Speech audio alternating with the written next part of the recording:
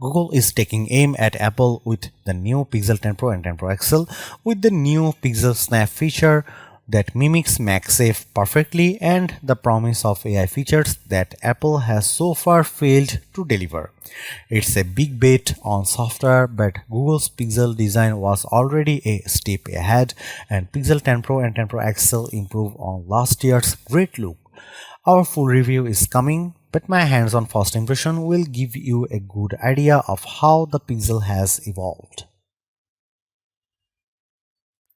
The Google Pixel 10 Pro and its larger sibling, the Pixel 10 Pro XL, look like fantastic smartphones. Google hasn't messed with the winning formula that made the Pixel 9 Pro my phone of the year choice for 2024. The refinements seem minor but could signal a sea changes in Google's fight against Apple and its friendly competition with Android rival Samsung. I only had a few hours with these phones, but they look like the best Pixel phones yet, and some of the coolest features have yet to reveal themselves. Google doesn't compete with Samsung on specs or with Apple on features, so it's been easy to dismiss past Pixel phones as also run devices that offer a nice alternative to the iPhone and Galaxy lines but are rarely the first choice. That changes with the Pixel 10 Pro. The new PixelSnap Magnet features may seem like old news to iPhone users, but they open up a world of new accessories and convenience for Android fans. I'm pretty sure that Samsung and OnePlus will follow suit in due course, but for now the Pixel 10 Pro and its three stablemates are the only Android phones that I can snap onto my bedside charging stand and use with my UAG magnetic wallet. I only had a couple of hours with the Pixel 10 Pro and 10 Pro XL, so the most important features remain a mystery right now. Google says it has upgraded the image signal processor in the Tensor G5 chipset, which should result in better photos and possibly a better camera experience. The new camera coach feature is totally fascinating, but it wasn't working on the demo units I tried. Some Google reps had it working on their own phones, so the feature seems baked and ready to serve, but I'll need to spend a lot of time using the cameras in a variety of situations to see if it really makes a difference.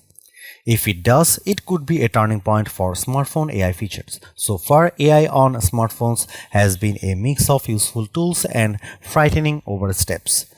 The Pixel 9 Pro is my favorite AI phone because it does a great job of screening calls, recording meetings, and managing notifications.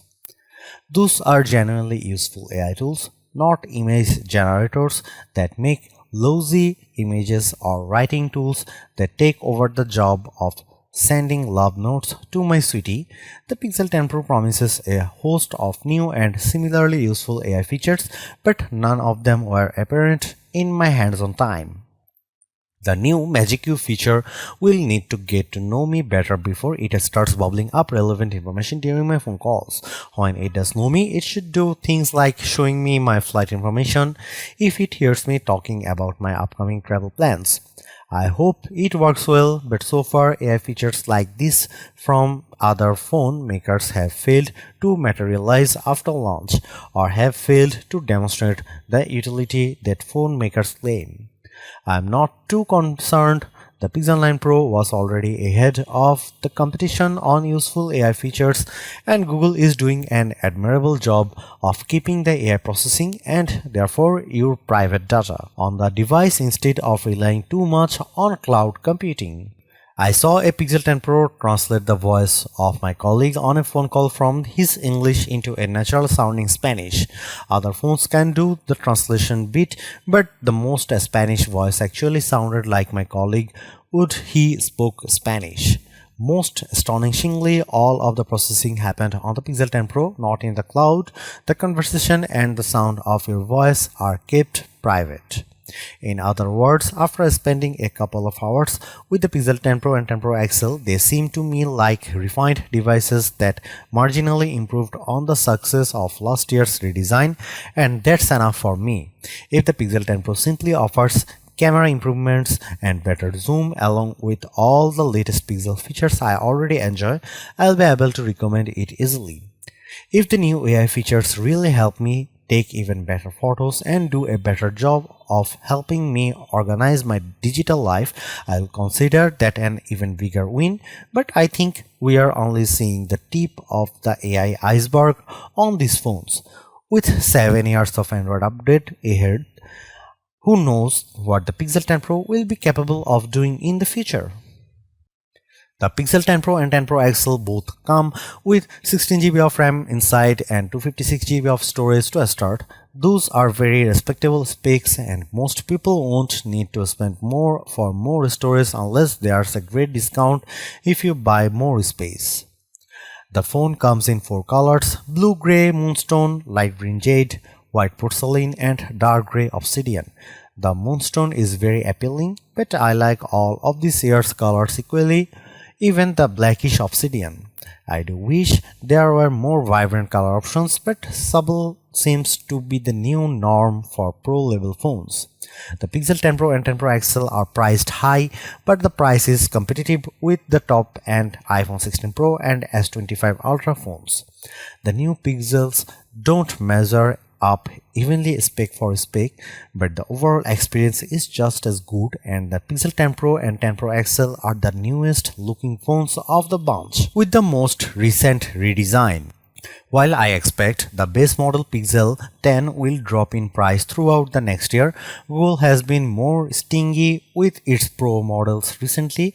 Last year's Pixel 9 Pro saw regular discounts at $150 in the US, but rarely dropped further than that, and discounts were less common on this phone than on the base model. The price is pretty good though, so if you want a Pixel 10 Pro, buy it now. There probably won't be a huge deal coming that makes you regret buying early. The Pixel 10 Pro launches with 256GB of storage on the cheapest model, a step up from last year, and the same storage and 16GB of RAM inside both the Pixel 10 Pro and 10 Pro XL. The specs are nearly identical across the two phones, but the differences are significant enough to consider before you buy. The Pixel 10 Pro XL has a larger display, of course, and that means a larger battery inside as well. It uses a big 5200 mAh cell compared to the 4870 mAh battery in the Pixel 10 Pro. I'll need to test these phones thoroughly before I can tell you if the larger battery makes a big difference. The Pixel 10 Pro XL is also the only Pixel 10 phone that can charge wirelessly up to 25 watt, which is the full potential of today's QI2 wireless standard. The Pixel 10 series is the first phone family with QI2 certification, including the magnets that make PixelSnap features possible, but other two phones charge at 15 watt, not the full 25 watt speed. Otherwise, both of these phones pack the Google Tensor G5 processor inside, which has a new and improved image signal processor that should improve image quality and help you take better pics. Both phones have the same 50 megapixel main camera and two 48 megapixel sensors behind the ultra-wide and 5x lenses, as well as the same 42 megapixel selfie camera up front. The Pixel 10 Pro and 10 Pro XL look nearly identical to last year's Pixel 9 Pro and 9 Pro XL, and that's a good thing. The iPhone and Galaxy lines have been stagnant for years, using the same basic design, while Google made a significant improvement to its Pixel design last year. The new Pixel look is more durable than before, and Google reiterates that the Pixel 10 Pro is twice as durable as the Pixel 8 Pro, which used the older camera bar design. The PixelSnap magnets inside haven't added any bulk of the latest phones either, so the devices are just as thin as last year's models. For better and worse, the Pixel 10 Pro looks almost identical to the base model Pixel 10 as well. You would need an expert guide to tell them apart. The Pixel 10 Pro uses a matte finish on the back and glossy sides, while the Pixel 10 flips that script and uses a glossy back with matte side rail. The easiest difference to spot is the temperature sensor on the Pixel 10 Pro and 10 Pro XL, which somehow still exists even though it's one of the more useless hardware additions I have seen in recent years. For color choices, I liked the moonstone quite a bit, but it was admittedly drab. The green jade might be my favorite color, but the black and white options are also very appealing, with that nice matte finish making them look more professional. Google doesn't brag enough about its Super HD displays on the Pixel Pro phones, and the Pixel 10 Pro and 10 Pro XL models were incredibly bright and colorful in the time I spent testing them. Seriously, Google's Pixel displays are quietly the best screens on any smartphone, even better than Samsung's. They look great in every lighting conditions. Of course, I'll need to spend more quality time with these phones to see if the display really holds up in bright sunlight. Google claims these phones can reach 3300 nits of peak brightness, but I'll have our lab test confirm these claims before I give Google the credit. I'm also curious to see how the PixelSnap feature makes the Pixel 10 Pro into a bedside clock. I use the standby feature on my iPhone 16 Pro Max every night, and I intend to use the Pixel 10 Pro XL as my new alarm clock. I hope it provides a better experience than iOS. Software is the biggest question mark with the Pixel 10 Pro and 10 Pro XL. With the new Google Tensor G5 chipset, Google is claiming the Pixel 10 Pro does even more AI processing on the phone than any competitor phone I have used. I'm curious to see how effective these AI tools will be, and if performance benefits when the Pixel 10 Pro doesn't need to call the cloud for every request. With the new Magic Q features, Google is finally getting into the game of letting the phone know everything about me in order to make useful suggestions. I'm not sure how it will work, but eventually the Pixel 10 Pro will hear what I'm saying and offer information from my personal life to help with context. For example, flight reservations if it hears me talking to a friend about an upcoming trip. Apple had a very hesitant launch with this feature on Siri and eventually delayed the idea entirely. iPhone still hasn't materialized. Samsung is trying to use data from all of my smart devices and my smart home together, but the results have been disappointing. I haven't seen any personal suggestions from my Galaxy phone even after months of using those features. Other phone makers like OnePlus and Nothing tend to rely on the AI reading screenshots and photos and not your Gmail messages. I'm interested to see if Google has finally cooked up a winning recipe for a useful AI assistant that knows me personally but doesn't creep me out with that knowledge.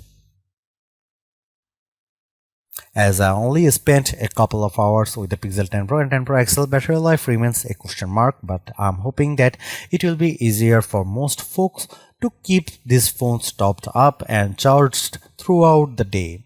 Having PixelSnap accessories that work with MagSafe charging will be very convenient. The batteries in both the Pixel 10 Pro and 10 Pro XL are bigger than last year's models, even though the phones now have magnets inside the PixelSnap. That's an impressive design achievement. Sadly, the Pixel 10 Pro doesn't take full advantage of the new QI2 wireless charging standard. The Pixel 10 Pro XL can charge up to 25 watt on a wireless QI2 certified charger, while the Pixel 10 Pro can only charge wirelessly up to 15 watt, so it won't charge faster than previous Pixel phones, but it will still have the convenience of magnets. The final say on battery life will come after our lab tests these phones with our proprietary battery rundown test. The recent crop of Android phones with the Qualcomm Snapdragon 8 Elite processor inside have shown remarkable gains in battery life, so I'm hoping that Google has learned some tricks to improve the Pixel 10 Pro's batteries as well.